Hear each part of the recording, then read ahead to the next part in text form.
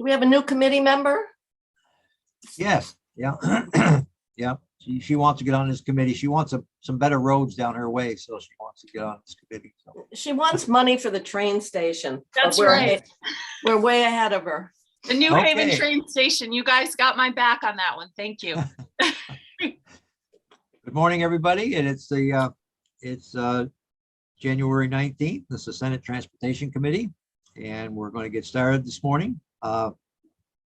We have a couple of bills, and we're just going to give a rough overview this morning to see what they're all about. And the first one this morning is S-190, I believe it is, and it's introduced by Senator Ruth Hardy, sponsors the bill.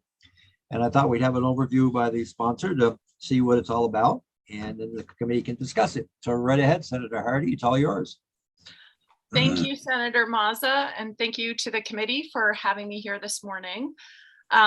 So S-190 is a bill about trees, and I love trees. So I'm always trying to figure out how we can get more trees planted. And if trees are cut down, how we can get them replaced. And this bill came about because in my little town of East Middlebury, Route 125 goes right through my town.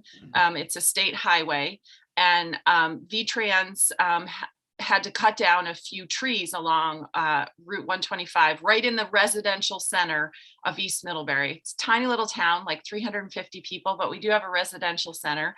And when they cut the trees down, they did so they were large shade trees right along in a residential area, shaded a bunch of people's houses.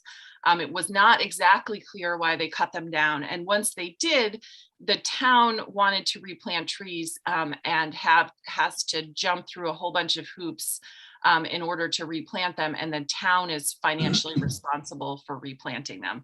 So that was sort of the impetus of the bill, but I know this also happens in other towns with state highways that go through them. So what this bill would propose is a method for when VTrans feels like they need to cut down trees for safety reasons or for other reasons in a residential area, that they need to work with the town, notify the town and the landowners that the trees are going to be cut down, and then work with the town to have a plan to replant the trees. VTrans already has a whole bunch. They have a landscape architect on staff, and they have plans for replanting trees. But this would solidify that when they cut down trees in residential areas, that they need to work with the towns to replant them.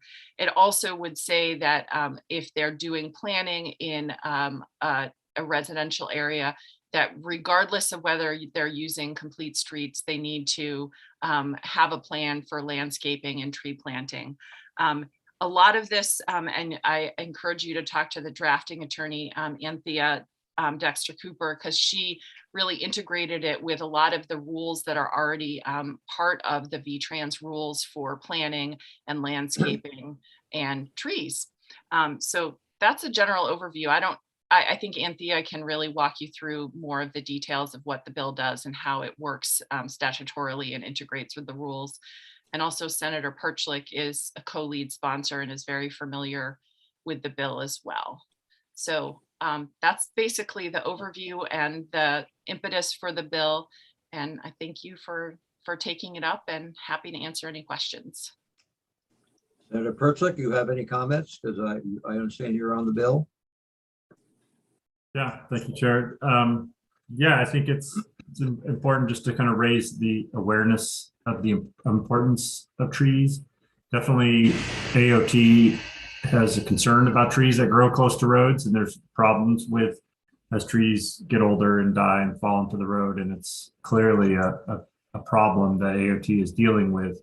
So the key thing to remember, I think, the way this is drafted is that it highlights and heightens AOT's responsibility in those residential areas. So if out on other roads where trees become problematic, it doesn't have the same kind of threshold that they would have to go through. And that's the key thing, because there's a lot of research and evidence on the benefits of trees to where people live. And so that's why that's highlighted there. And I have started conversations with AOT about this. They have some some concerns about some of the definitions and things. So I'm hoping to work with them on those as we go forward. When they go through their right of way, and then if they have to relocate a tree and there's no right of way, they have to go on private property? Is that what they do now? Ask for permission, or they don't do any of it? Or Well, the because tree, they widen the highway in East Middlebury, did they widen the highway, or did they? no, there wasn't any project going on. And it was sort of unclear as to why the trees had to come down. And they were in the, I don't know what it's called, you on transportation would know, but the green strip between the sidewalk and the road. Oh, yeah. So they were there, which, you know, I believe is VTrans property or town property. I'm not sure which, but so they were not on private property, and it wasn't because of a project. Why did they take them down? Because of safety or something, you think? Or I don't know. It could have been safety or clearage for trucks, but they took them down in May or June. And so that was the other thing, is they were shade trees. And so the houses along there all of a sudden had no shade right before summer started. So the sort of environmental benefits of reducing cooling costs and you know, the environmental benefits of trees just in general, you know, were hampered by that too. So the residents there were concerned because suddenly their, you know, 2-story old Vermont houses had no shade, and they were really, really hot, and they all had to put in you know, whatchamacallit, air conditioning on the second floor suddenly. question, Senator Kitchell? Well, I think the research also shows that trees have a traffic calming effect. And so I think most villages where you've got residential sections, having through traffic maintain a safe speed is a challenge. We see it on Route 2 all the time. It goes through, and in Plainfield and Marshfield, there's signs, please respect our village. And so that it seems like it's a practice that is also, it's not only in the environmental benefit, but it's also a proven strategy to slow down traffic.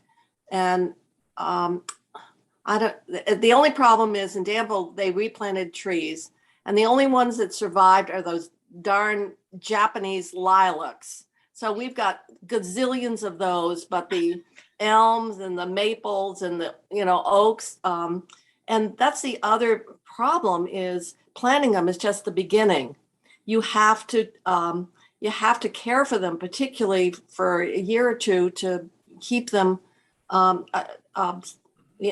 to care for them so they can grow properly. So that's my only comment. I know that and I think we had some kind of presentation on the use of plantings and road design as a way of traffic calming. So this is sort of fits in that bucket as well. Yeah. Could we write in no more Japanese lilacs? Well, Senator, I'm sorry to interrupt. Go ahead, go right ahead. Yep. Senator Kitchell, thank you for bringing up the traffic calming. You're absolutely right. Somebody was telling me that there's some research about how your eyes catch a tree in your peripheral vision, and it makes you realize as a driver how fast you're going, so it slows you down. And the bill does have a definition of street tree in it, and a diameter definition, so that maybe that would speak to your Japanese lilac, that they have to be big enough trees. And there also is a provision about sharing the care of the tree, between having an agreement between VTrans and the town as to who takes care of the tree once it's planted. Because you're right, a lot of trees get planted and then nobody waters them and they die, and people feel great about planting trees, but then they don't actually become trees. So really great points, and hopefully the bill at least starts to address those and maybe can be strengthened in those ways too. Senator Chittenden, do you have a question? Comment and possible question. So absolutely fully support this. Want to hear from V-Trans. People love trees and I love trees. We need to make sure that the Green Mountain State stays green. But the one question I have is, do you know if emerald ash borer was factoring into the removal in Middlebury? Because I know that's a big thing in a lot of parts of Vermont. They're doing to mitigate it. They're taking down ash trees in order to plan for the replanting of them. Was that at all in the discussions at all, Senator Hardy? I don't believe so. They were not ash trees. They were maples, and I think one of them was an oak. So, they were older trees. It could have been an issue with rotting, but it wasn't from the eye of the beholder. It didn't look like there was a problem that needed to come down immediately, at least. So, I was told that Senator Kitchell wanted maple trees so she could tap them, get the syrup out. So I don't know if that's true or not. Well, I do have maple trees, but along my property along Route 2, all I have are Japanese lilacs, and they Okay. are doing well. Everything else died. Okay, well, we'll have, we know the issue, and we'll have AOT talk about it and get an update on it and see where we stand. So anything Great. else this morning? Senator Nope. Hardy, anything else? that Okay. would be it. Thank you so All right. much for Thank taking you. the time. All Good right, luck with good. everything. Take care. Good. Appreciate it. Thank you. Okay, our next one this morning, we have another bill, S-213, introduced by Senator Parent, and electric vehicle supply equipment. Is Senator Parent with us this morning? Yep. Yes, he Morning. is. All right, good. Good morning and welcome to the committee. And why don't you give us a run through of S-213 this morning? Thank you. Yeah, and I know this is a topic that your committee spent some time on, and I've talked to Michelle at V-Trans about it. My concern, basically what the bill does would codify a technology neutral requirements with electric vehicle charging stations. Basically, it's just saying the state of Vermont, particularly those in V-Trans, shouldn't select a particular payment method is the only one to go forward with, just because we're likely to pick the safe choice today, and that'd be swiping a credit card or doing something with a chip. But I can tell you 10 years from now, when more people are driving electric vehicles and this infrastructure is actually deployed, we're not going to be using those payment methods. I mean, how many of you go to Dunkin' in the morning and they scan my phone when I pay for my coffee? It's, getting more and more of that. When you go to McDonald's, you order ahead of time. Any of these places, it's ahead of time. And what I'm concerned about is government usually doesn't do a good job in my mind of selecting technology apparatus. I mean, we're still using mainframe. We'd probably still be on the VCR if we had to be. So I just worry as we step up to make this big investment in electric vehicle charging stations,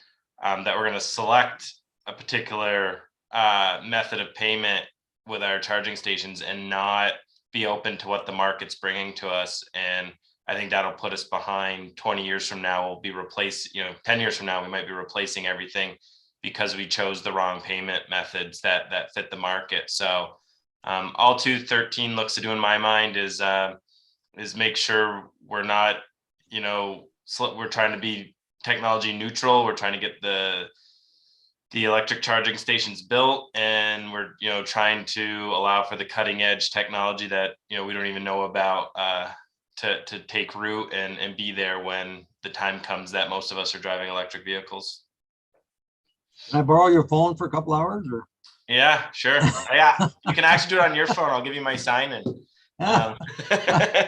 would love to get my hands on one of those for a while. You know what I mean? I got the machine to accept it here. So Yeah. No, it's nice. Like even when I go into Ace, I was the one that you always get those flyers in the mail where you're going to save $5 if you spend 25, right, but you yeah. never bring them to the hardware store with you. Right. But they're on your phone now. So you're like, oh, while you're waiting in line, you look for your $5 coupon and you save your $5. So I think this is an exciting endeavor we're going with electric vehicles. But I just worry, to use an analogy, we're going to pick the VCR of systems. And, I don't even think anybody, it kind of reminds me of like my dad, right? I bought a new truck this fall and he looks through and he goes, it's got options, but it doesn't have a CD player. And I looked at him and I go, Dad, that's like not having an 8-track player anymore. It's the same thing. Like we don't use those.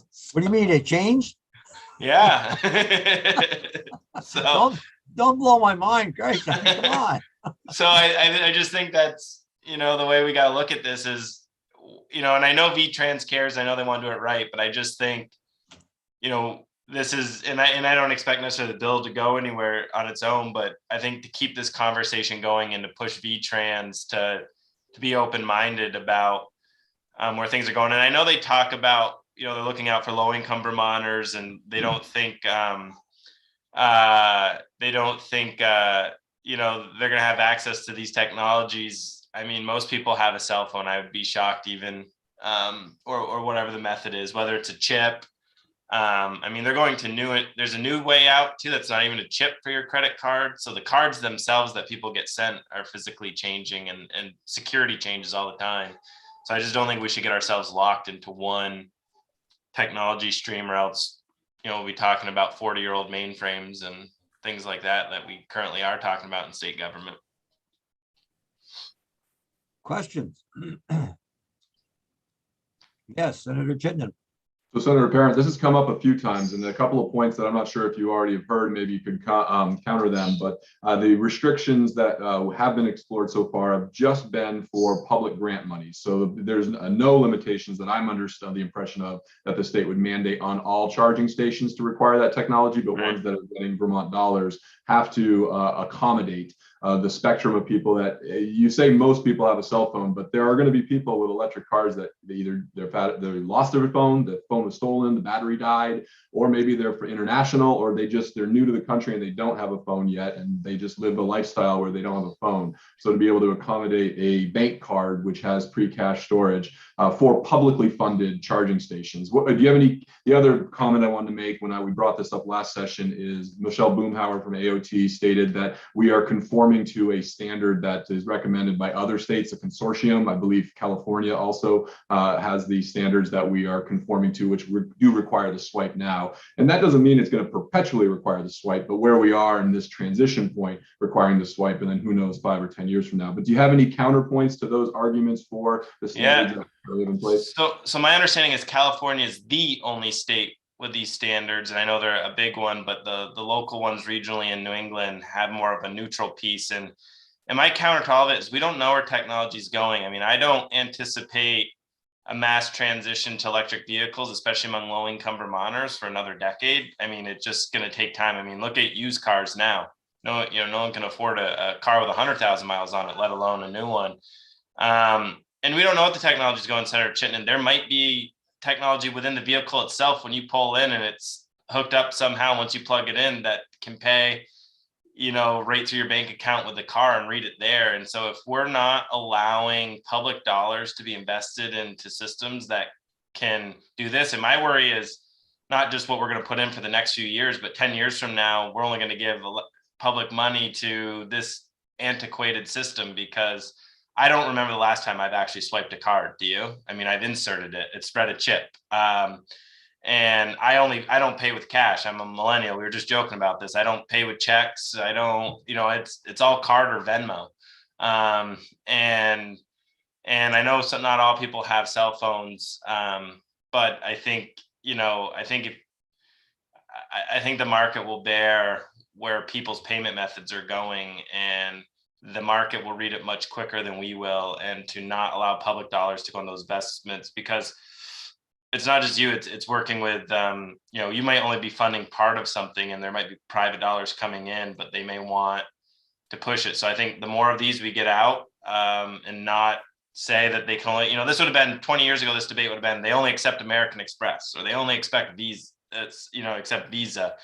Why would we do that? I mean, Amazon's not even going to accept Visa in UK. Like the financial markets, with everything going on, payments, I still think are going to change significantly in the next 10 to 15 years, with Stripe and, Plaid and all these other systems that, and Amazon, the fact that Amazon can walk away from Visa in the United Kingdom shows how antiquated these payment methods are really going to be. So I just think, I would hate to see us make these investments and then in 5 or 10 years have to remake these investments. The only one making a lot of money are the credit card companies. I'll tell you, they're making a fortune on this. When I get people come to the store and get a soda, credit card, credit card, credit card. God, it kills me because they don't even carry a buck on them or bucket, nothing. I can't believe this. The society is, there's no more cash and it's just, but it's costing me $3,000 a month or better. Yeah, I mean, that's reality. I mean, I'm a landlord and half my tenants pay me with Venmo. They just send it via Venmo and there's no check and there's no me knocking on their door. It's send them a thing on Venmo and get paid back. It's the world's changing quite a bit and payment model. I mean, we have people at my day job who goes and gets lunch. It used to be we'd all give them their cash and it's all Venmo. It's, you know, we don't know. I mean, I've always felt the legislature is never going to know what 5 and 10 years look like. So when we write laws, we should keep them as broad as possible for changing technologies. And that's all I'm seeking here is to keep building them, but let's not short sell ourselves. Senator Pertlick? Yeah, I think your store should get a Venmo account, Mazza. I think that's the first thing. That's the main lesson we learned today. But I think the key thing, though, is that we're not saying they have to only accept credit card. It's just that their credit card be one of the options. So they could still do Venmo or a chip implanted in people's foreheads or whatever the next thing is going to be. But it's just saying for those people that haven't gotten there yet, that if they get a car and they show up, they can get their car charged. And I have heard from those people. I agree with you. That's not the way it's going. But like Senator Chittenden said, since we're offering this public money, should we make it accessible? It's kind of like a. Do we require cash? Because I know people who won't carry a credit card either. So there are like people that have contacted me asking. So I mean, if we're requiring the credit card, why aren't we requiring cash either or quarters? I mean, I still can't get my car washed without quarters. So, Senator Ingles, you can explain that one. What do you take at your car wash? I'll take anything you want to give me. Bottle, whatever. We'll make it work. Bring him a hamburger or something. You know, let's swap that. Yeah, that will work too. Any other questions, comments?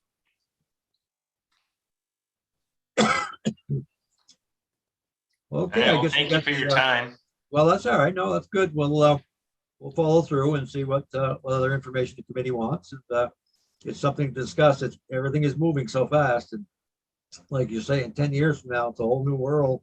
In 5 years, 10 years, 20, it's going to be so different. Look what's happened in the last 10 years from where we are today. Well, I mean, just from my own business planning and my apartment buildings, we just put solar in last week because I'm gearing up when the legislature is going to require me to put in electric charging stations for tenants and figure out how to pay for that. So I know that's not coming yet, but I imagine it will someday. So I might as well get the solar paid off before I get that. And we can legislate only sunny days. Yeah. I think what you're talking about is similar to what we've tried to do is anticipate rules change, federal laws change, and have our statutes have enough latitude to anticipate. Not that probably today we can't even begin to anticipate 10 years out what that technology would be, but to give you enough flexibility within the statute to anticipate and accommodate the changes. So, yeah, and that's all I'm seeking is just that we just give ourselves that latitude. Yeah, I can tell you one thing: when the system goes down, last weekend, all my credit cards, the liquor store, the grocery store, all shut down and people can't buy anything. They don't have any money. It's impossible. So I had lines of people waiting. And unless it comes back on, we're out of business. I might have locked the door because there's no one in line had any money. It was amazing what happens to the economy when those systems crash luckily it was only 20 minutes or so, but it could be 2 hours and you're out of business. Yeah, no, I get it. I mean, it's scary how much we rely on that, but it's just where we are. That's where we are. Yeah. Okay. Yeah. Any other questions? Thank you very much. Thank you. Have a good one. We'll let you know. Thank you. Sounds good. Thanks, Senator. Bye. Okay. See ya. All right. Okay, we're going to move on. I hope Anthea is with us this morning. She's on at 9:30. Is she available now? Yes. Good morning, Anthea. Good morning. Good morning, Senator. So we are going to get a an overview on the DMV bill. Is that what our plans are? That's what I was invited to do. And Okay, that's what I'm well, thank prepared you to very do. much. Thank you for coming, and the floor is yours. Great. Mr. Chair, before we start, Yes. this morning, I stopped to get an appointment to get my car inspected. And the local station said, I'm not taking appointments. The DMV has changed to a new system where they print it out. And I said, yeah, I know that. He said, well, I don't even have the paper. I don't have the instructions. And I'm not taking appointments to get cars inspected. So I just thought, I don't know if that's isolated or what is the status of the implementation? When are they kicking it in? They're not kicking it in tomorrow or so. It's going to be. I don't know. Well, maybe Oh. Anthea has some information about this. You know? I do not. I was just talking to Deputy Commissioner Smith or Commissioner Manoli about it. Okay. Well, All right. I just thought I would ask if Okay, we'll anybody's follow had through on any. that. Good question. Okay. We'll follow through. Okay, thank you. All right, Anthea, go right ahead. Okay, so I'm going to be walking. Oh, so for the record, Anthea Dexter Cooper from the Office of Legislative Counsel. I'm going to be walking through the bill that I sent out. I believe it was last Friday. It was 19 pages. It's the first draft for you of the miscellaneous motor vehicle. It's pretty bill. boring. Nothing about boats. Nothing about boats. So just as a refresher for the two new members, That'd be vessels. That'd be vessels. Yes. No, not boats. Thank you for that correction, the broader defined term. For the new members, this is the bill that historically starts in the Senate while the House is working on the T-bill. And all of the language in it, except for one section this year, is what the Department of Motor Vehicles is proposing. I worked with them to do some cleanup on it, but these are their proposals and you should hear from them about the goals that they're trying to accomplish with this language and why they think it's important. And when we get to the one piece that originated with the Office of Legislative Counsel, I'll point that out. It's just a technical correction. So I thank you, Jeannie, for giving me sharing access, and I will put this up on the screen now. So hopefully you can all see this. You've got my little disclaimer at the top just saying that these are the DMV proposals. The first section that you're going to deal with is language in Title IX. This has to do with the new motor vehicle arbitration, also known as the state's lemon law. This has to do with the process where a consumer works to get their vehicle repaired. If it can't, goes to arbitration, manufacturer needs to fix it. The majority of the changes that you see in this section are an effort by Leg Counsel to avoid using gendered language. So it used to be that we used his and him and he as pronouns. Then there was a shift to use him or her. So you'll see throughout there are places where, and the first one is on line 16, shifting to something where it doesn't need him or her. So using the consumer. It might seem a little repetitive and you're going to see this more in language that comes from our office. And we're not going to fix everything in all of the volumes, but as language comes forward for other changes, you'll start to see more of these sorts of revisions. Excuse me just a minute. I think as we go through, if the committee has any questions, just jump right in, and that way we won't, because we're not going to wait till the end. There'll be too many things to remember. So if that's all right with you, Anthea. Yeah, and I'll pause after every section too. Okay, thank you. And the Mr. Chair, the other thing is some of these are just so technical. If we don't have a problem, can't we just close them out? That would be great. I would, All I right. would love that. That way it just gets us Right, we narrowed don't have to down. go through it the second time. Yeah, Okay, right. Thank you. Good idea. Okay, so what subsection D is doing in general is it's dealing with the process where the manufacturer can have one final opportunity to correct and repair the defect. And then if the consumer, and you'll see this language, and this is existing law, starting at line 18, if the consumer is satisfied with the corrective work done by the manufacturer, then the arbitration proceeding will be terminated without prejudice. And without prejudice means that the consumer can recommence the proceeding. So what we're dealing with, the change that's been requested by the Department of Motor Vehicles, is the timing for when those proceedings can be recommenced. So the right to request that arbitration be recommenced under current law, it can be recommenced if the repair proves unsatisfactory for the duration of the express warranty. that potentially conflicts with language elsewhere in the chapter in section 4179A, which says any proceedings initiated under this chapter shall be commenced within 1 year following the expiration of the express warranty term. So what this change does is says that for purposes of recommencing, if the consumer was satisfied with the repair, the consumer can recommence the proceedings within 1 year following the expiration of the express warranty in accordance with the language that I just read. So it's tying the recommencing to the right to request the proceedings to begin with in existing statute to make it so that the two are consistent with one another. And I will pause there. Oh, consistency is the bane of boring people, but I think it makes sense to have it consistent.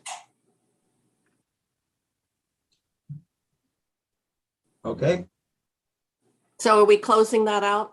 any questions on that section? We all right? Okay, well, good. Close it out. Okay.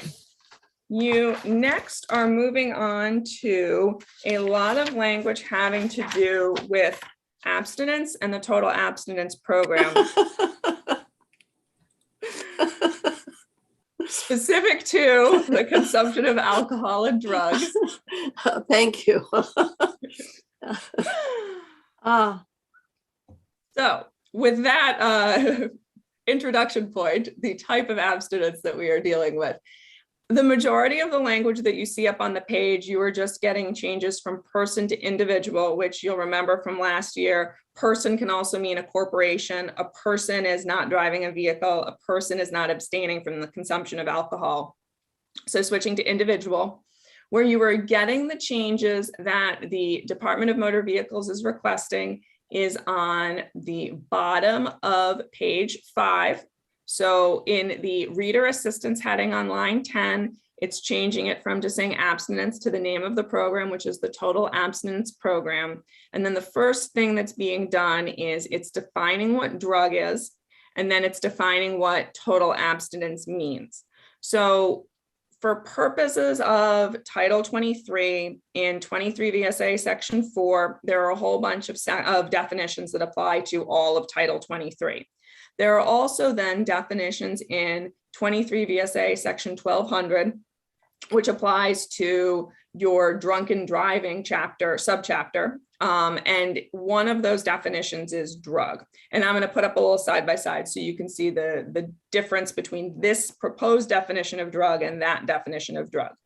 Before I get to that, what the Department of Motor Vehicles is doing with their definition of total abstinence is saying that total abstinence for purposes of participating in the total abstinence program, which is a way you can get your license back if it's been suspended or revoked for life, is total abstinence means total abstinence. It means not consuming alcohol or drugs, whether or not you're going to then operate a motor vehicle or not. So it's more universal in terms of the individual's life than just I'm about to get into a vehicle and maybe I can't have consumed alcohol that's going to trigger my ignition interlock device. This is different. So the definition of drug for the purposes of the Department of Motor Vehicles approach here needs to be different. So here is the side by side with our definition. So on the left-hand column, this is the definition of drug in 23 VSA Section 1200. And this is what would currently apply to the language on the total abstinence program. Drug means a regulated drug as defined in Title 18, or any substance or combination of substances other than alcohol that affects the nervous system, brain, or muscles of a person so as to impair noticeably and appreciably a person's ability to drive a vehicle safely. So you'll notice that there's threshold there. It's saying it has to impair you noticeably and appreciably, which is accepting the fact that there could be some consumption of a drug that wouldn't make it so that you are operating a vehicle in an unsafe way. For purposes of total abstinence, there are two changes to the definition. The first is it's saying that a regulated drug can be used if it was prescribed for the individual and the individual is using the drug in conformance with the instructions from the prescriber. So it's not precluding someone from participating in the total abstinence program if they have a prescription for a regulated drug and they're taking it in conformance with that prescription. So that's one change. And Is that, that the, because this was something we changed before because people were being bounced out of the program and they were taking a prescription for very legitimate. So is this the language that, or have you changed that from back when we added that provision to the program? it is almost identical to the language you added to the program. So we'll get to this on page 6. Okay. Current statute says the use of a regulated drug in accordance with a valid prescription shall not disqualify an applicant for reinstatement of his or her driving privilege unless the applicant used the regulated drug in a manner inconsistent with the prescription label. So it's taking that premise that you added and adding it to the definition of drug, which is then used in the definition of total abstinence. So this is not a new concept. This is something that you put into statute previously. Good memory. So that other language that you cited is still in statute in a different place? It will be struck out on page 6. You like this one better than the one you just read then? So the Department of Motor Vehicles, and you're going to want to hear from them, is dealing with some difficulties with respect to, there are now lots of people, not lots of people, there are a number of people that are participating in this program and have their license back because they are abstaining totally. And there is some inconsistency in what the rules of the game, so to speak, were when they started participating. And the Department of Motor Vehicles, with their proposal here, is one, saying you have to totally abstain. We are defining what total abstinence is. And as part of that definition of total abstinence, which we'll get to after the definition of drug, it means you can't consume drugs except in this one particular carve-out instance with respect to it being a valid prescription. And in section 2, it's saying that, and in the effective dates, this new iteration of the total abstinence program is what will apply to everyone without regard to whether or not they started participating and got their license back 20 years ago or yesterday. This is the same level that everyone will be held to. Total abstinence is total abstinence defined as what's going into statute. So it was important to put a definition in, but it was their proposed approach. I think it is accomplishing the same goal that the prior language did. It's doing it through definitions as opposed to saying, you know, using it in this particular way will not disqualify you. Does anybody know what about medical marijuana? I mean, just putting it out there as being prescribed and all of that, would they be exempt at that point in time? So I would need to look to see if medical cannabis would fall under the definition of regulated drug, and then it would be looking to whether or not there was a prescription for a legitimate use, and the person who had the prescription was using it in accordance with the instructions from the prescriber. So it would sort of be a 3-part thing. Is it a regulated drug? Is it being used as it was prescribed? Is there a legitimate prescription, and is it being used as it was prescribed? Guess it's going to be pretty hard to know what that's going to be, huh? I mean, we got the report a while back that 26% of all crashes involved somebody who had consumed marijuana. Yeah. So anyways, talking out loud, I apologize. So one of the things that I would encourage you to do is to listen to what the Department of Motor Vehicles, how they explain the program and how it currently exists, because there can be a hearing. Your license may be resuspended or re-revoked for life if there's a finding that you have, and the current language is returning to the use of, and I'll get to why that is potentially problematic and why the new language is being proposed by the Department of Motor Vehicles. But there is a process where if there's a finding that you are no longer totally abstaining as it is defined, then your license can be re-revoked or resuspended. Is DMV with us this morning? Jeannie, are they out in the room? No? Not for this segment. Okay, They are probably listening, I would think. okay, all right, good. I hope so. Do you want me to pause to see if they're No, that's available? all right. No, well, I didn't know. I hope they're listening so they can answer some of these questions. Thank you. Okay, so the other part of the definition of drug that is different from the definition that is otherwise applicable to the subchapter is, instead of it saying that there needs to be this noticeable and appreciable, and it needs to actually affect the nervous system, the word potentially is added in. So it's consuming any substance or combination of substances that potentially affects, it doesn't actually have to affect, the nervous system. And then I'm using individual as opposed to person, so it's consistent with that change. And then it's taking out that noticeably and appreciably part. So it is just, it potentially impairs the individual, and the individual's ability to drive safely could be impaired to the slightest degree. Whereas So that's a higher bar. yes.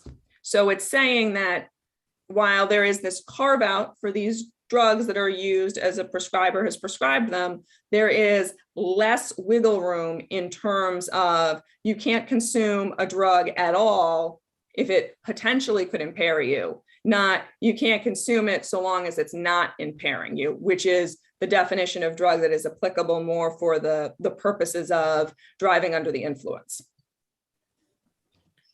So that's the definition of drug and the proposed changes. The other key part of the definitions that are being added through this proposed language is the definition of total abstinence. So total abstinence means refraining from consuming any amount of alcohol or drugs at any time, regardless of whether the alcohol or drugs is consumed by the individual when they're attempting to operate, operating, or in actual physical control of a vehicle. So if you have an ignition interlock device, for example, you could consume alcohol, and then 3 days later, on a day when you didn't consume alcohol, you could use your ignition interlock device and operate your vehicle in accordance with your restricted driver's license. To participate in the total abstinence program, it is total abstinence. You can't on one day, even if you're not going to operate your vehicle, have a glass of wine, and then on the day when you're planning on operating your vehicle, abstain from having that glass of wine. So that is the framework that is being operated under with these new definitions. Total abstinence is always refraining. Anthea, that requirement was there right along, wasn't it? That you could, I think, that didn't limit it to while you were operating the vehicle. That is not changing that requirement. That total is total, whether you're operating or whether somebody drove you to the, local restaurant or whatever, and you're having a drink. Can you confirm that the current law is that expansive? In other words, it doesn't matter whether you're driving or not, you can't consume. I would say that this is more explicit in the inclusion of the regardless of whether language, where it goes regardless of whether the alcohol or drugs is consumed by an individual with those different iterations of operation. The current. Yeah, I guess that was my question is this clarifying or making it clear the intent of the existing statute, or is it adding another requirement? That's really what I'm trying to understand, what this language, the impetus for this language. So I wasn't here when you worked on this. My understanding from talking with the DMV is that this is clarifying the intent. Okay. And we'll get to how some of the language is changing slightly when we get to the sort of the rules of the program and how it's shifting slightly. But I think that the spirit is still, you cannot consume.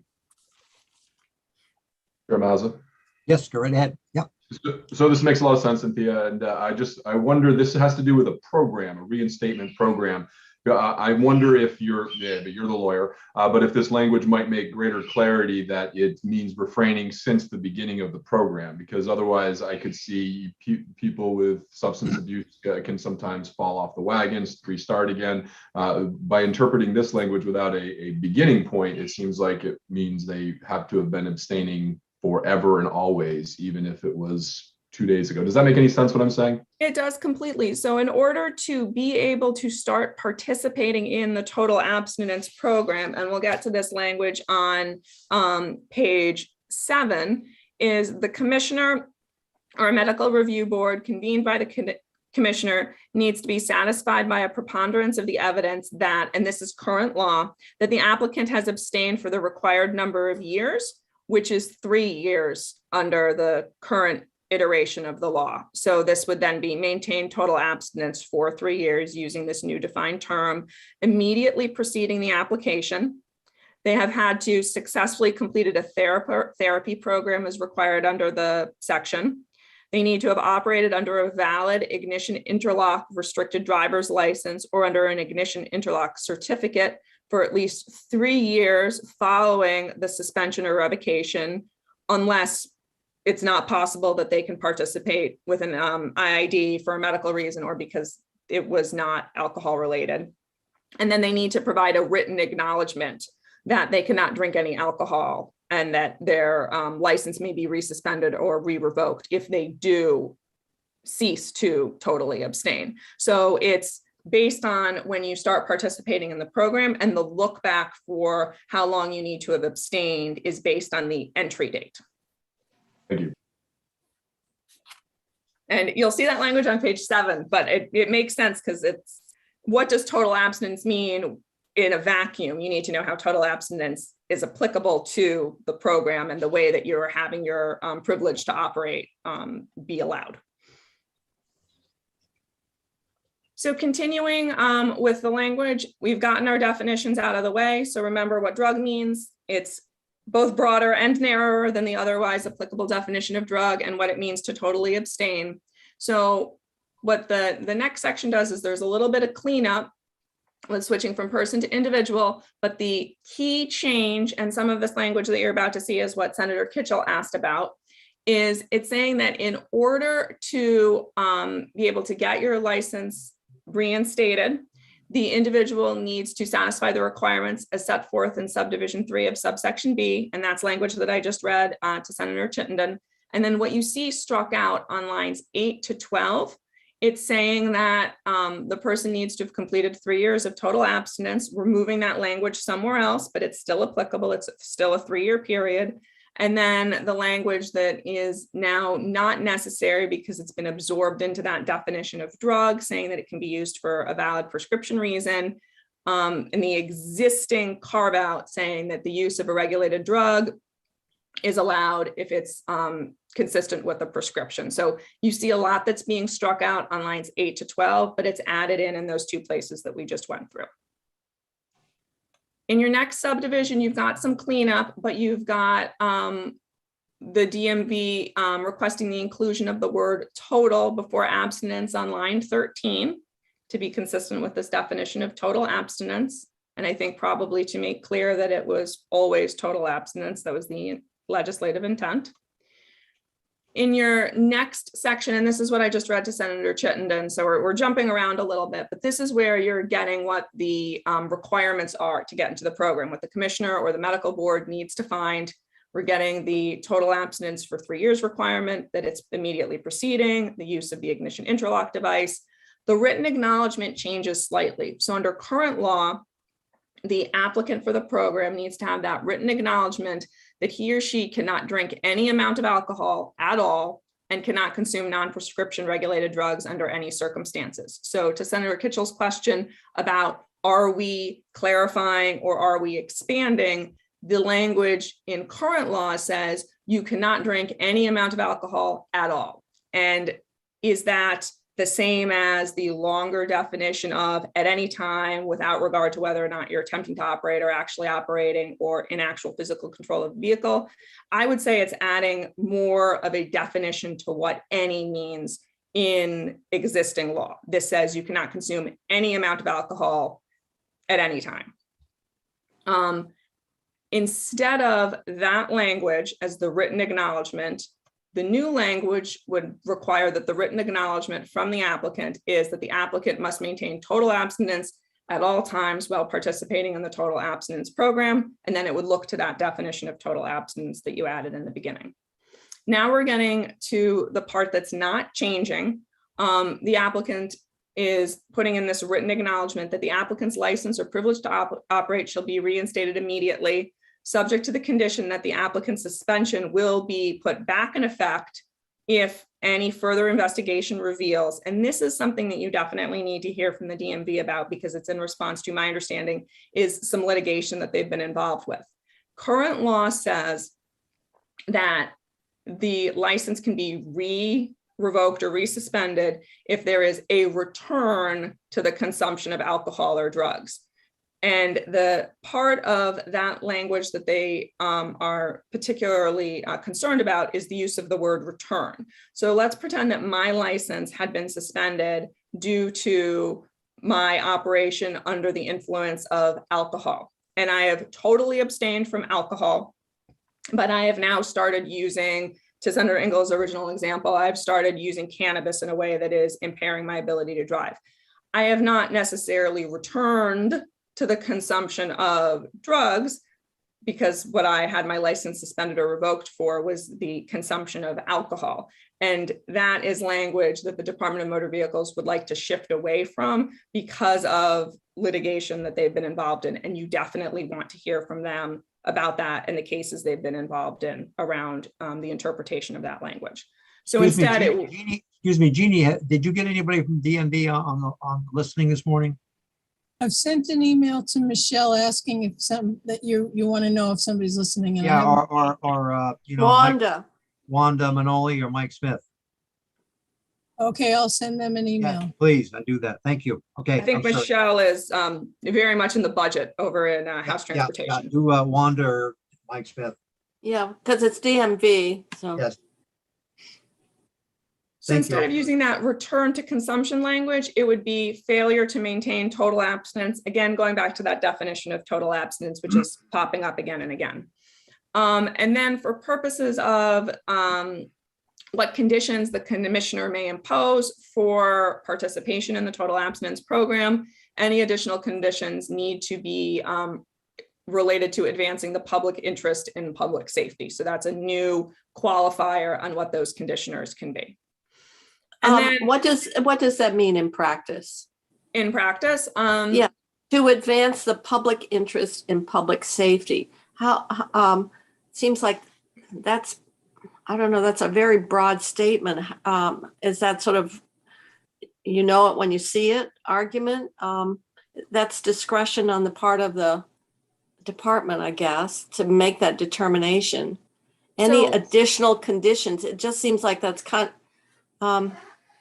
what does additional conditions, what constitutes it, or what would be conditional conditions? I don't know. It just seems like it's kind of loose. So what I would say is it's less loose than current law, because current law does not have that the additional conditions need to Right, be that's fine. advancing public interest and public safety. I think the DMV would probably say, well, of course, any conditions we would impose have to do with public safety, because that's what we're concerned about. And I would suggest that you hear from the department as to what sorts of conditions they may have included in the total abstinence program before. Maybe it has to do with continued therapy that's required, or maybe it's requiring an ignition interlock device be used for a portion of the beginning of the participation in the program. I'm completely guessing right now as to what conditions may have been imposed, but they can probably tell you what conditions have actually been imposed. And Okay. if the concern is that this is taking very discretionary language and continuing to keep it discretionary, and you want it to be less discretionary, that would be a policy decision, and we could craft language that had more to what is advancing the public interest in public safety. Okay. And then most of the rest of the language is all going to be cleanup. The only substantive change that you're going to have is in the requirements for purposes of having a re-revocation or re-suspension. Under current law, and this is on page 8, starting at line 3, it says if after notice and hearing, the commissioner later finds that they were violating the conditions, it's changing it to an opportunity for a hearing. And that could have to do with someone who in the past has not wanted to have their hearing. They have waived it after it has been, they've been given the opportunity of it. So that might be coming from a specific example, but that's the shift. Instead of you need to have had the hearing, you need to have had an opportunity for a hearing. And then the rest of the language is just shifting from he or she, an individual, no other changes to the program itself or the other language in this section, which is very, very broad. It talks about therapy programs and judicial review. It's more than just this total abstinence program, but the substantive changes in section 2 just have to do with changes to the total abstinence program. I'm going to do section 3 and then I'll pause and I'll take down my share screen. So one of the things I mentioned a little bit throughout is there have been changes to this program along the way. And now there are people who are participating in it that when they started participating in it, maybe abstinence meant something different than it does now. You added in the language about the prescription drugs and using them in accordance with that valid prescription. So what section 3 is doing in subsection A is it's requiring the commissioner to send out notice to the participants, the current participants in the total abstinence program, anyone who is participating on the date that this section becomes effective, which is on passage, and it's telling them that there will be retroactive applicability of all of the amendments made in section 2. So the parameters of the program will be for everyone without regard to when they started participating. This new total abstinence is defined and you need to maintain total abstinence to stay in the program. And then it's also saying where the notice should be sent for direction to the Department of Motor Vehicles. So that's subsection A. And then subsection B, and this is a belts and suspenders approach with the effective dates, which I'm going to jump to right now as well, is it saying that notwithstanding any other provision of law to the contrary, the license or privilege to operate of an individual participating in the total abstinence program on the effective date of the section, which is on passage, may be suspended or revoked for life in accordance with section 1209, et cetera, as it's amended by section 1. So it's saying, once again, the rules of the program for everyone are going to be what's in statute.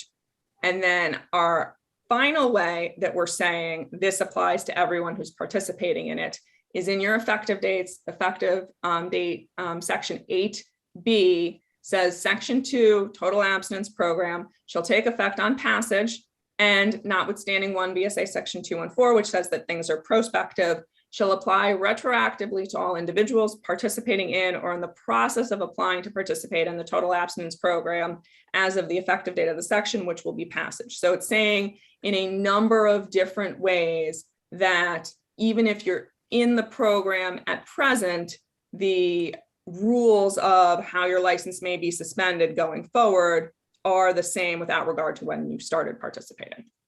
I know there is a lot there. I think this is, of the miscellaneous motor vehicle bill, this is the place where there's the most going on, where there's policy considerations based on how statute has been interpreted by the judicial branch. There is a shift to try and approach things differently, to define terms. And I think this is probably the section that you're going to want to hear the most extensively from the department on. Senator Chittenden. So, and Thea, when we were talking about vessels last year, I asked the question if there was a trade group that understood the implications of the DMV proposed language having to do with boating in Vermont. Similarly to this cause, it sounds like this language is coming from the DMV, but it has to do with a reinstatement process that has to do with individuals that are changing their lifestyles with regards to drugs and alcohol. Is there, do you know, and maybe DMV will answer this, but have you consulted with any agencies that work heavily with these individuals as part of this DMV process through the reinstatement thing? And have they had a voice, or are they aware of this language that they might have offered you any input into how the language is crafted? So the miscellaneous motor vehicle bill comes from the Department of Motor Vehicles, and that is the only branch of government that I really work with, but it is coming from the administration. So it could be that this language was worked on with the Agency of Human Services or some of the parts of the administration that have more experience with people who are recovering from substance misuse disorder and things of that ilk. As to outside of the administration, if anyone's worked on this language, I wouldn't know, but the Department of Motor Vehicles would. Jane, Senator Kitchell? Yeah, I'm really struggling with what impact and what needs to go retroactive. What would change? And in other words, I don't know how you can change the past. What you could do is you're in the program and we're changing the conditions under which this permission continues. I'm really struggling with what does the retroactive do? It's like, I guess I'm even having a hard time articulating it. In other words, continuation in this program is predicated on meeting these conditions as they are put into effect now. What the rules were when you came in are the rules. And so so can you clarify what they mean by retroactive? Are they saying, I don't know why you need to go retroactive. It's like, yes, the past is the past. Those are the conditions, you met them, but these are the new ones and they will be, and you have to comply with them from this point forward. So what legally, can you explain why retroactivity is so important here?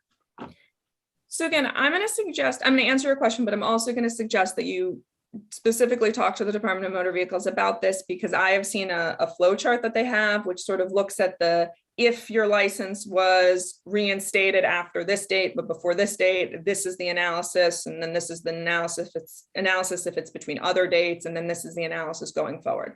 I'm going to use the example of the language that is being struck out, where it's saying return to the consumption of alcohol or drugs. So if you were to keep in place this is the requirement from this date going forward, total abstinence means total abstinence as it's defined. And if you cease to totally abstain, then your license may be re-revoked or re-suspended.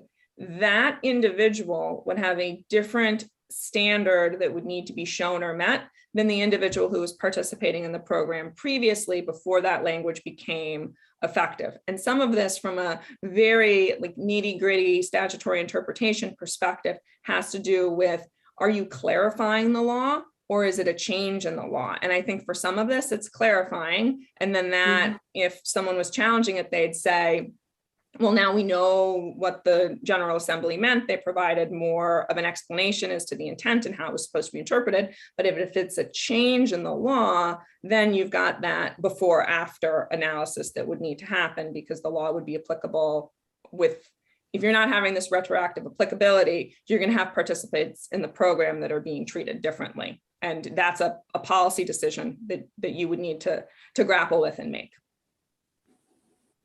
Yes, there's Ingles.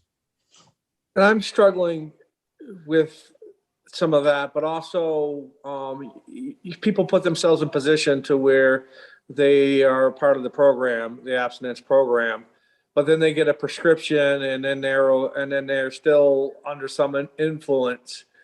So that allows them to operate a motor vehicle, and then at that point in time still put the general public's lives in danger. I mean, I just think that if you put yourself in that position, so you're in this program, that just because you have a prescription, you probably shouldn't be behind the wheel of anything. It just seems like the prescription part of it gives them the pass to go out and possibly cause harm to the public. So to that, again, policy consideration, I will point out that there is language in existing statute that does say if you have that valid prescription, it's not to preclude you from participating in the program.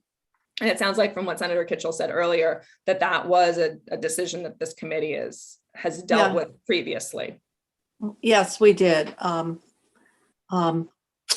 Because there were incidents where people were meeting all the requirements, but they were taking a prescription that had been prescribed by their physician very legitimately.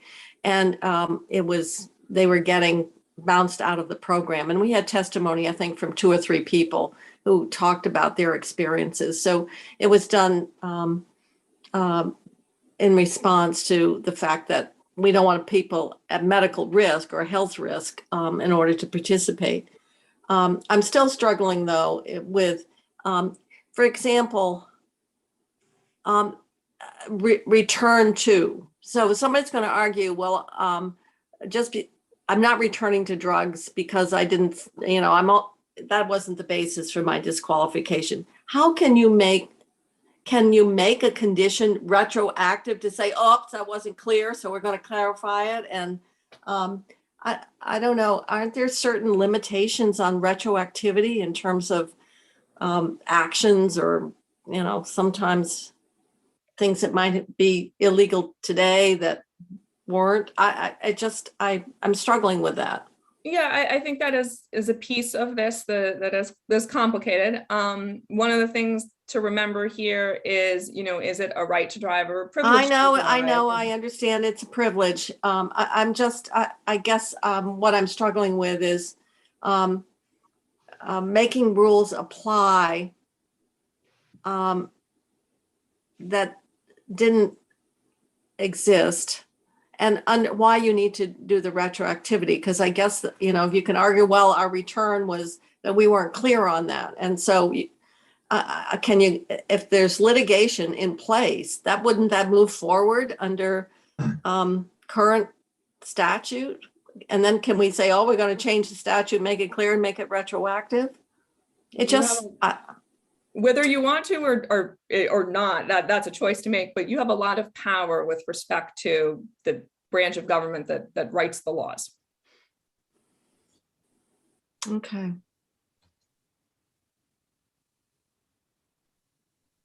I don't know. I guess maybe I'm the only one who's kind of struggling with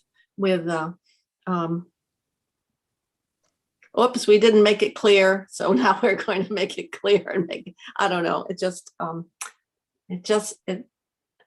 seems hard to understand what is the imperative behind it. And maybe it's a couple of cases, but then what does that impact does it have on those cases that are in litigation? Those are kind of questions I guess I would need to have clarified. Yeah, so you might want to hear from the Attorney General's office with that, and from the Attorney Generals who work on transportation matters. But in terms of the language in Section 3, it's saying that it applies to anyone who's participating in the program as of the date of passage. So you are providing that who is covered by parameter. That part, I don't have any problem with that. It's what is retroactive and what does that really mean in practice? Yeah. And why? What is the imperative to make it retroactive as opposed to these are the current rules, from now on you follow them, or this is what happens? Would this have to go to judiciary? They might be interested in it. If I may. Yes. And it might get referred. Right. So Senator Kitchell, I share your questioning, your line of questioning as the impetus for this. And that's why I think hearing from the DMV will be helpful, because I think when my new guy experience around here, legislative intent is important. And so it's not clear to me what's driving these changes. And I think that would help put the pieces together as to how the language is currently framed. Jeannie, DMV online yet? No. I heard from Michelle. She said that Commissioner Manoli's going to respond to your inquiry about if and who's been listening, but I have not heard from her yet. Yeah, I wish she'd come. We need to have them in. Who is the DMV attorney? gee, after many years, John, well, can see his face, retired. Who is, It's changed a few times. I believe this is the third one who has worked covering this matter since I have been here. And it's now an attorney named Gordon Landrigan. I think I butchered his last name, but he reviewed this language and has worked closely with the commissioner and deputy commissioner on it. okay.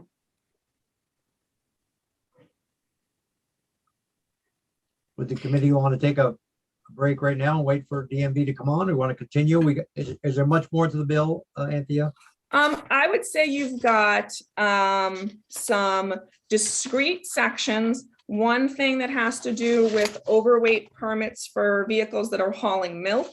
Okay. And then you've got some language having to do with non-resident title and when it can be issued with a. Oh, we're gonna close that door, huh? No, it's just for the bond purpose. Oh, okay, because we made the paper in terms of the state, issuing titles. Yeah, different issuance of title language. Oh.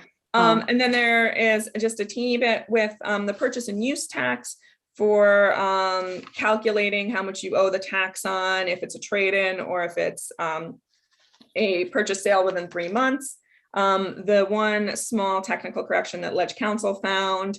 And then for people who are moving to the state, how long the vehicle needs to have been registered in another state that collected sales and use tax before that'll be an exception to Vermont's purchase and use Why don't tax. we do this? Those discrete things.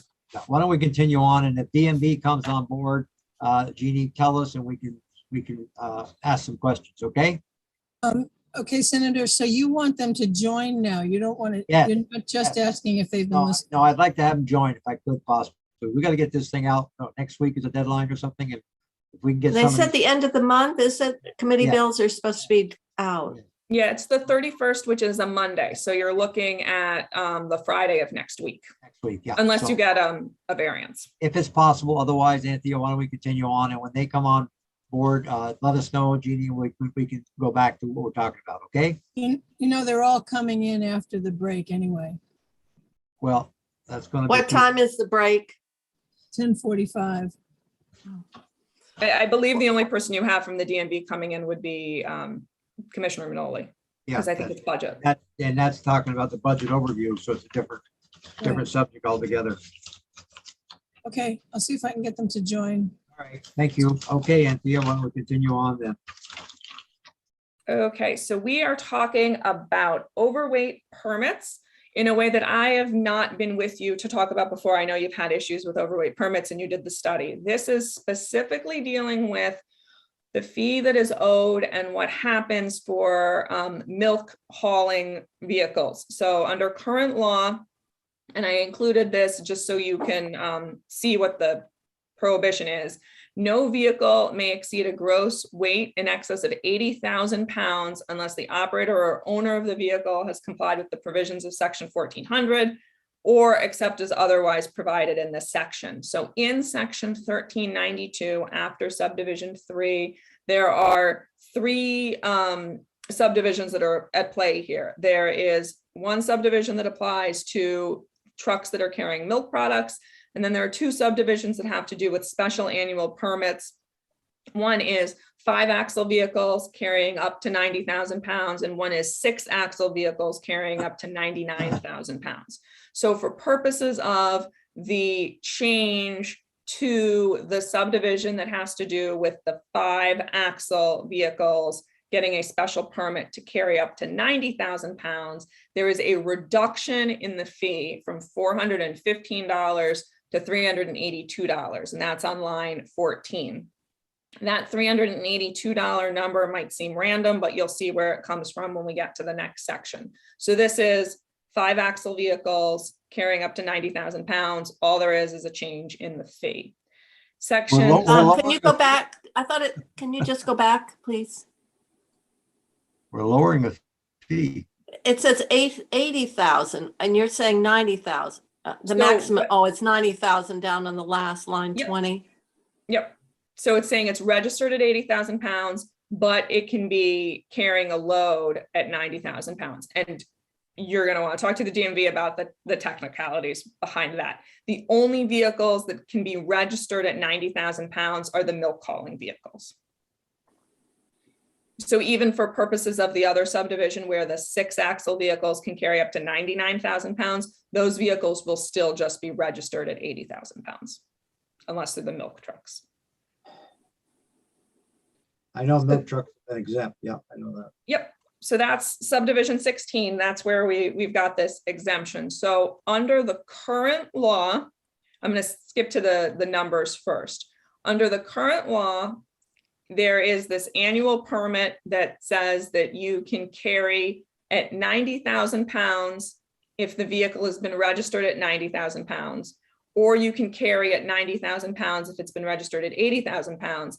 And the first fee is $10 and the second fee is $382. So that's where that 382 number is coming from in terms of the change up above. For purposes of changes to the milk hauler exemption is just the fact that there is no longer a fee for it. So you would need to be registered at 90,000 pounds. The difference in the registration amount between 80,000 pounds and 90,000 pounds is $312. So it's less than that $382 number. So if you were a vehicle that was just going to be carrying milk and you wanted to carry milk at 90,000 pounds, then you would register at 90,000 pounds. If you wanted to carry more than just milk, then you would probably need to get one of these special annual permits. The other thing to remember with milk, and this is not changing in this language, is that the trucks that are carrying milk can go more places. They can go on the interstate, for example, and that is through some grandfathering language on a federal level. That's not changing. It's saying that it will be allowed provided that federal law allows it, and federal law currently allows it. So the only change that you have with respect to the milk hauler piece is there's no longer that $10 and $382 fee amount. And then for purposes. So they do away with the 382? The milk hauling permits, you would not need to pay that $382 if you registered at 80,000 pounds and you wanted to carry milk at 90,000 pounds. Instead, you would register at 90,000 pounds and it's $312 more to register at 90,000 pounds. The $382 fee is still going to be applicable if you're that 5-axle vehicle registered at 80,000 pounds and you want to carry at 90,000 pounds, or a 6-axle vehicle registered at 80,000 pounds carrying at 90,000 pounds. And then there's an even larger fee if you are registered at 80,000 pounds and you want to carry at 99,000 pounds. And that fee is not changing. A lot of confusion there. I think part of this is a goal to have there be less confusion. They want to sort of do away with this thing that's paid if it's just milk, and instead have it be subject to the other special annual permits that exist in the registration fees that exist in statute. So that's the change to the milk hauler piece. And then the final change is in some cleanup language in the exemption related to the 6-axle vehicles carrying at 90,000 or 99,000 pounds, saying that it needs to be registered at 80,000 pounds, which is a clarification. What the axle weight provisions are, again, this is just a clarification. And then the substantive change is going to be in your fee amount, and that is also shifting from 415 to 382. And the 99,000 special annual permit fee is $560.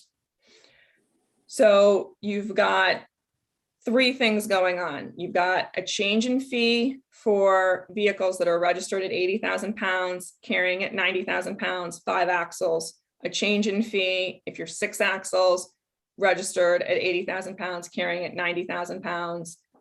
And then the fee doesn't change if you're carrying at 99,000 pounds. And then for milk specifically, it's getting rid of this $10 more if you're carrying at 90,000 and you're registered at 90,000, and $382 more if you're registered at 80 and you're carrying at 90. So very technical, requested by the Department of Motor Vehicles. My understanding is it's to streamline the permit process a little bit. And Everybody want to raise their hand who wants to report this bill? I can make a chart. Oh, I'm glad you understand it, Althea. Would you report it for us? I will say that I understand what this language is doing. I don't Yeah. fully understand why they want the change, and you'll want to hear from them about why they want the Okay, change. well, And Chris that's a good Rube, question. That's a question I like. Yeah, right answer. Yeah. and Captain Kevin Andrews would be the person to talk to about this. And Chris Rube is aware of the language change. I don't know Okay. if he's done Okay. any sort of fiscal analysis on. As long as we what know the what change would direction be. to head it, because it's a very lot to get a hold of. Yeah. Okay. I would think the department would also have come up with a fiscal impact on. Well, I hope so. Yeah. I mean, Well, obviously, we're not raising fees. The governor doesn't support raising fees, but this lowers it, I yeah, guess. So, Yeah, it lowers it slightly. so we're not running into that, Yeah. but Why would you want to lower it $20 or, I'm like, it's like, what is behind this? It's I such a know. mind raping. this is very, I thought it was going to be, they told me it was going to be a simple bill this year. Well, it probably is. It's just hard to understand without their explanation of what they're attempting to do. And so without that context, and there's got to be a simpler, obviously, we're going through the statute, but what it means in layman's terms, I think Right. would be helpful. Otherwise, I think the chair should report this baby out. Well, Senator Ingles probably got 400 or 500 cows up there, and he understands this milk hauling business. So, right, Senator? Well, I understand milk hauling. Oh, And he I, must be- you know, he must be I muted. He d- must have muted us. and I don't think any milk hauler, I mean, those tanks those are just Probably single small. use Well, that's what you vehicles. don't I put gasoline on think. it all week. I mean, it's just I don't think you can be hauling milk one day week and gasoline the next. hauling propane, or kerosene another. That, I mean, it's just like, I don't, it's, No. I'm sure there's got to be something behind it. It's just perhaps Well, eluding us. We'll get to it somehow. So Okay. one thing behind is that it's getting rid of that $10, $382 thing, and that's specific to milk products. So Yeah. that is And a that- huge thing that's happening. Yeah. And that's understandable. Probably even why even, $10 in this, it costs more to administer it than it's worth. So I can understand that, but beyond So that. if you're looking at the, why is that $415 fee reducing to $382? I think a question to ask the department is, are there people at present who are paying that $382 fee that would now have to pay that $415 fee? And is it designed to keep them in the same financial position that the law currently puts them in? Is if that individual who is trying to carry at 90,000 pounds under this statute is now going to carry at 90,000 pounds under this statute, keeping them at still owing just the $382 fee. Okay, next discrete topic has to do with non-resident title and only in one narrow instance. So under current law, and this is in 23 VSA section 2020, section 5, if the commissioner is not satisfied as to the ownership of the vehicle or that there are no undisclosed security interests in it, the commissioner can register the vehicle, but then needs to do one of two things. Either withhold the issuance of the certificate until the applicant presents sufficient documentation, or, and this is something that's currently available without regard to whether or not you are a resident or not a resident, saying that as a condition of issuing a certificate of title, anyone can be required to file with the commissioner a bond in the form prescribed by the commissioner. That allowance would now only be available for a Vermont resident, which is defined in 23 VSA section 4. And then that's the addition on line 15, and specifically including at the end of the subdivision that the commissioner shall not issue titles to non-residents under the provisions of this subdivision. So requiring that bond. They could issue a title to non-residents Still.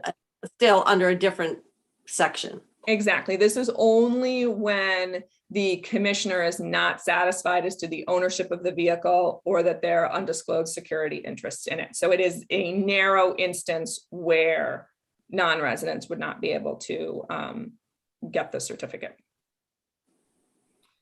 Perchlik. Like whenever we see the subdivision, does that just go up to the next break, whether it be a number or any other delineation? Or does So- it go up to the like the section number?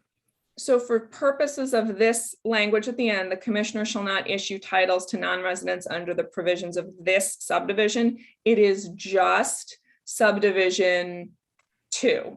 The commissioner could still issue to a non-resident under subdivision 1, withhold issuance of a certificate of title until the applicant presents documents reasonably sufficient to satisfy the commissioner. So the non-resident could get it under that subdivision. So when it says this subdivision, it's the subdivision that it's within. Frequently, if there are multiple tiers of subdivision, and you'll see some of that, and I skipped over it because it's really just clarification in the prior language with the overweight permits. If it says this subdivision 17 and it's lower than that, then it's saying, you know, look up to subdivision 17 and then all the way down. So that's intended to provide clarity. But for purposes of this, it's just this subdivision 2 that it would apply to. Okay, thanks. I like it when the questions have to do with the drafting and not the intent of the DMV behind the language. Those ones I can answer. You do a good job. Thank you. Yep. Okay, anything else? We got 2 sections left. They have to Okay. do with, We wanted to hear more before we close that out. So we really got the total abstinence and then understanding why we're doing this and then, okay. I don't know if this is one that you want to hear from the DMV on. I think probably there's a lot of administrative costs that go along with this.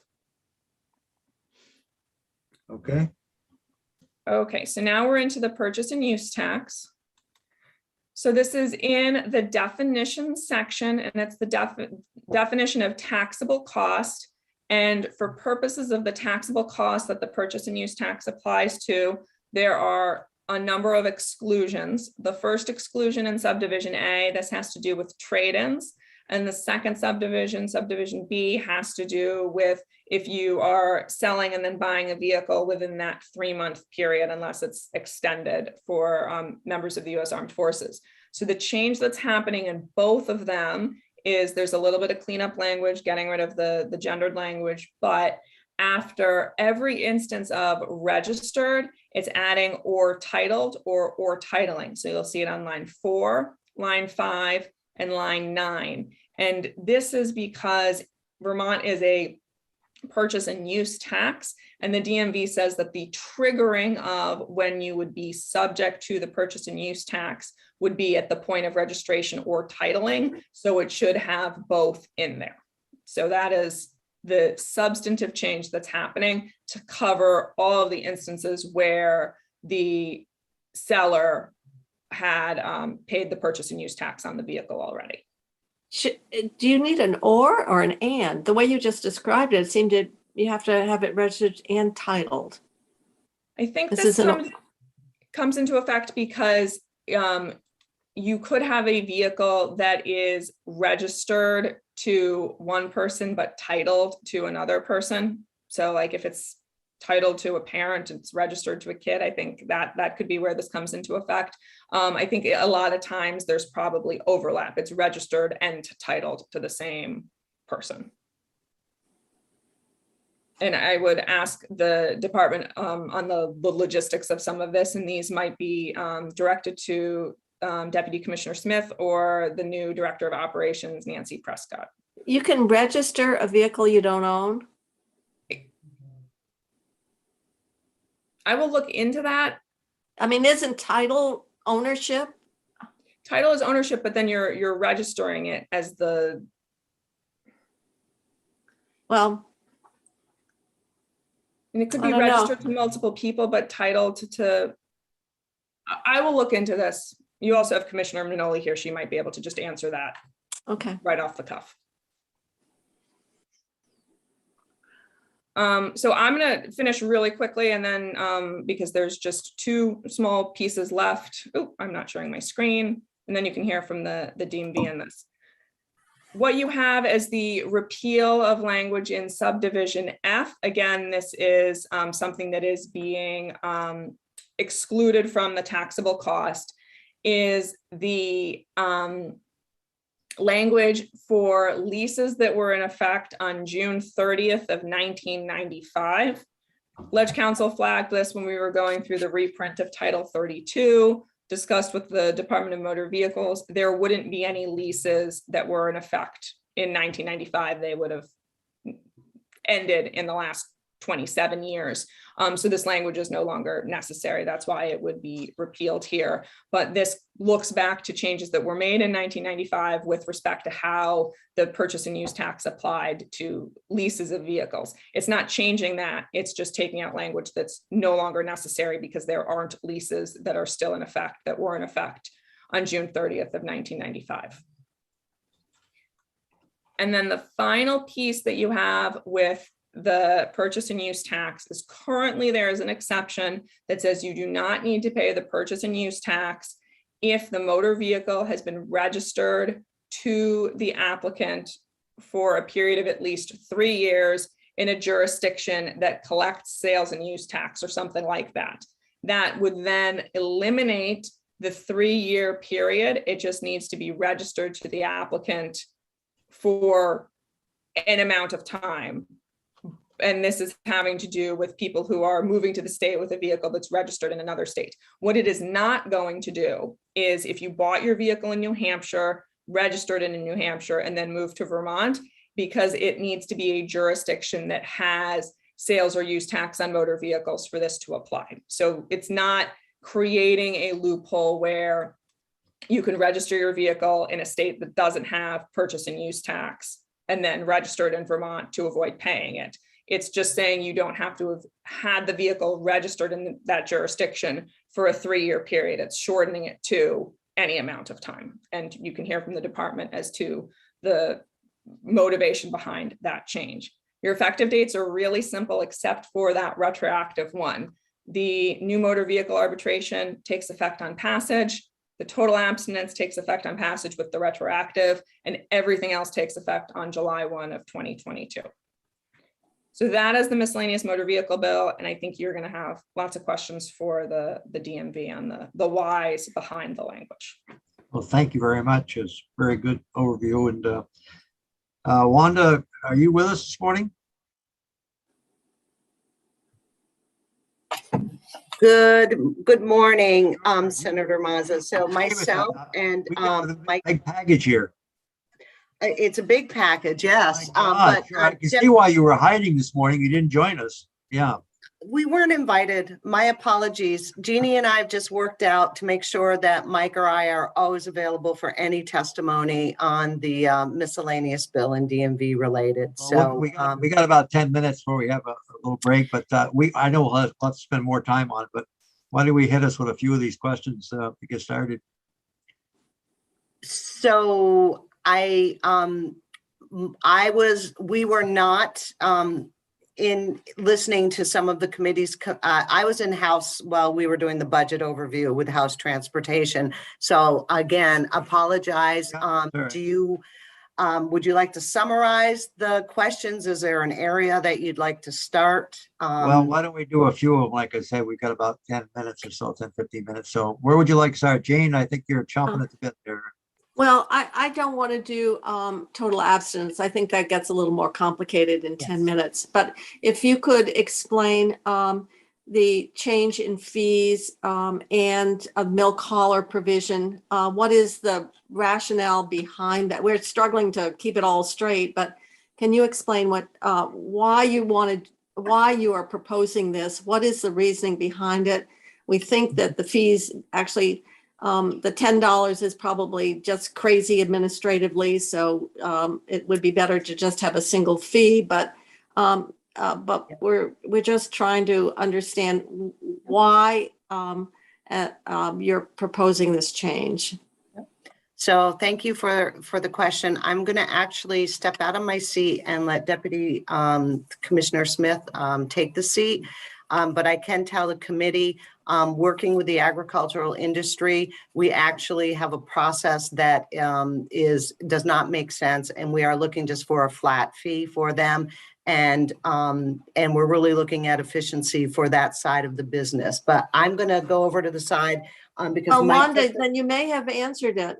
And we're trying to understand what you're saying is don't pay too much attention to what is because it doesn't make sense. Correct. And so we are actually, instead of them having to apply for 3 permits, let's give them 1 so they can move their product and make it simple for the agricultural industry. Wow. And I did work with Secretary Tebbetts, and they are in support of it as well. It just makes sense. All right, and we need any further explanation?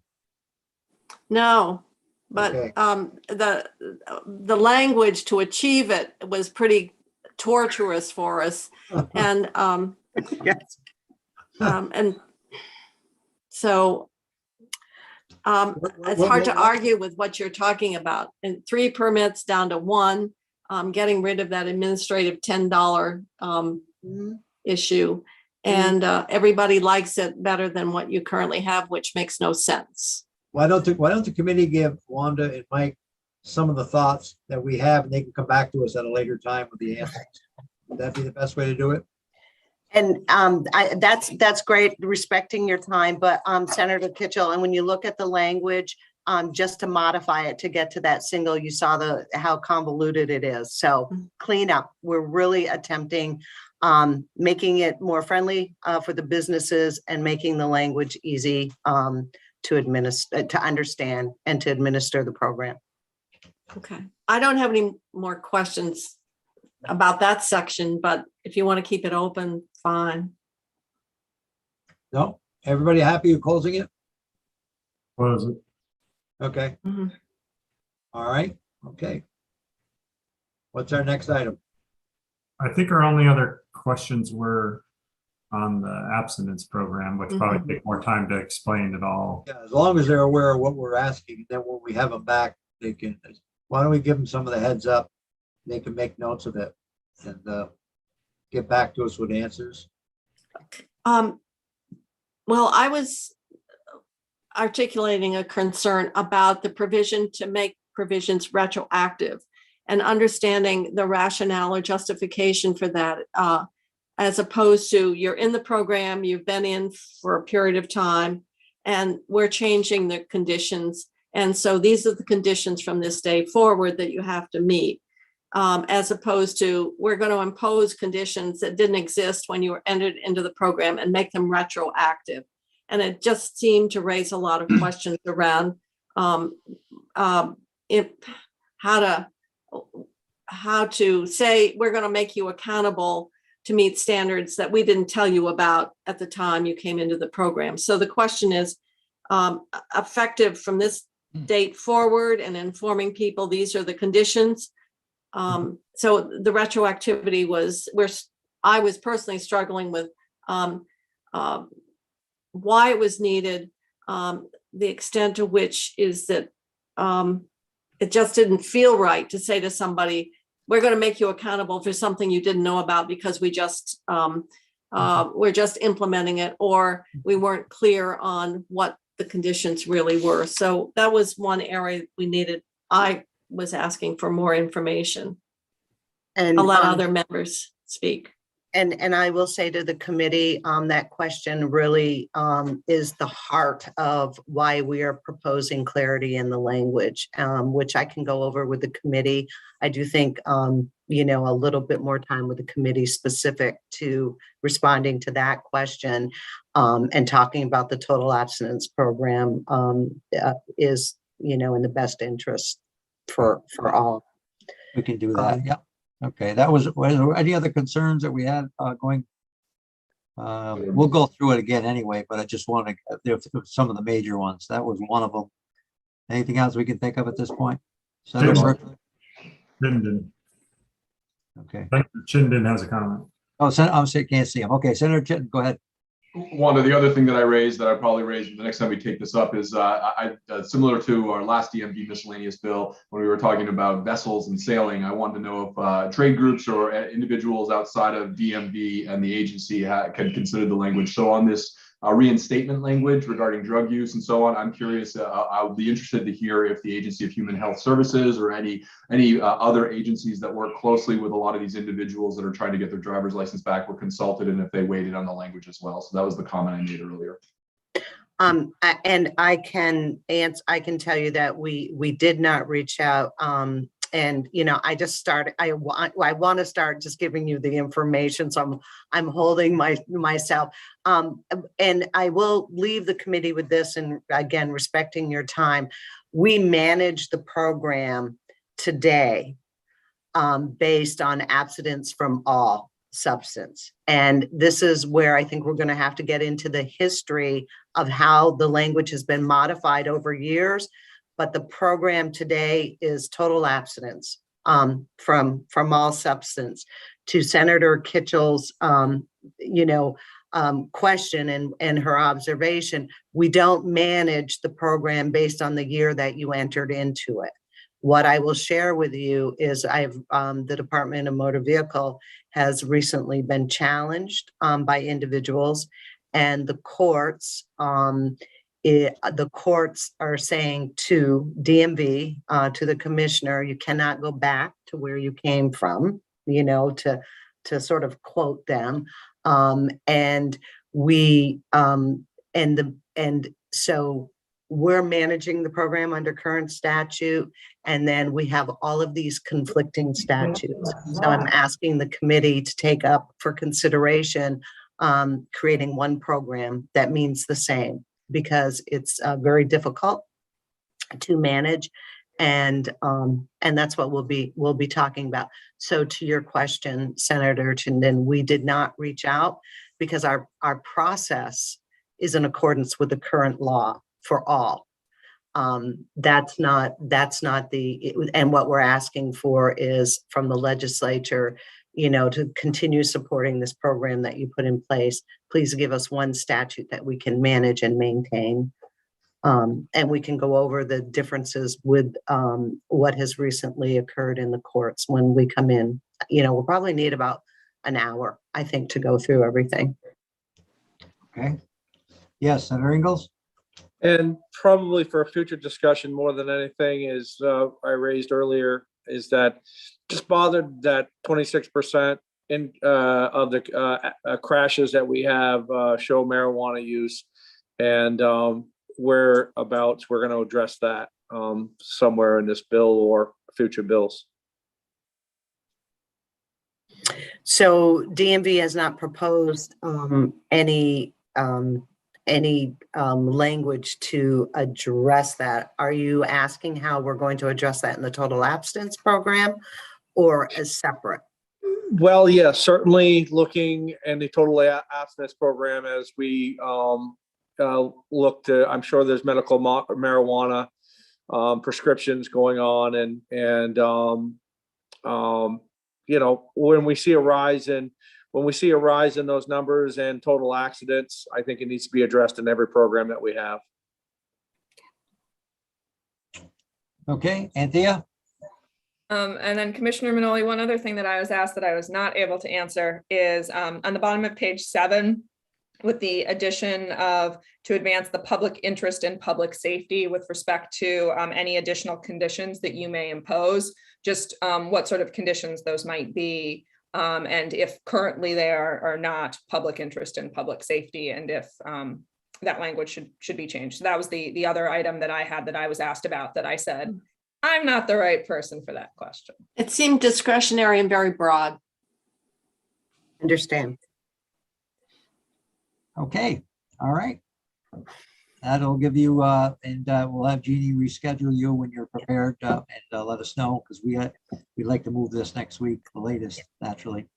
And Senator, I will, I've been communicating with Jeannie, so I will reach out to her after and just make sure we stay connected. And again, my apologies for DMV not being present this morning. It's good. This will work out fine. Thank you very much. Yep. Okay, thank you. Okay. All right, committee, we're going to take 15 and we'll be back at 11. Are we Jeannie, going offline right now? Going offline. Go ahead.